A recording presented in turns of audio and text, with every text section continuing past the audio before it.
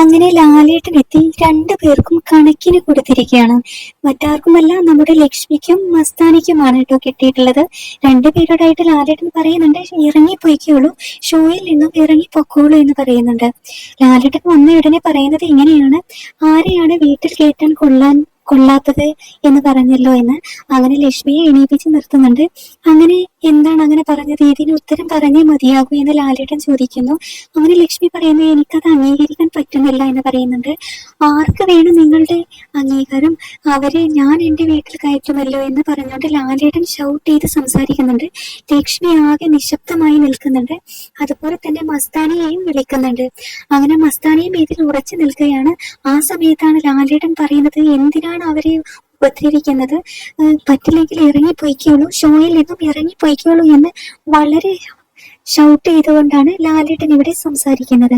കഴിഞ്ഞ വീക്കിൽ അനുവിനോട് പറഞ്ഞതിനേക്കാൾ 10 മടങ്ങ് സ്ട്രോങ്ങിലാണ് പറഞ്ഞിരിക്കുന്നത്. ഒരുപക്ഷെ രണ്ടുപേരും ഇറങ്ങി പോകാനുള്ള സാധ്യത വളരെ കൂടുതലാണ്.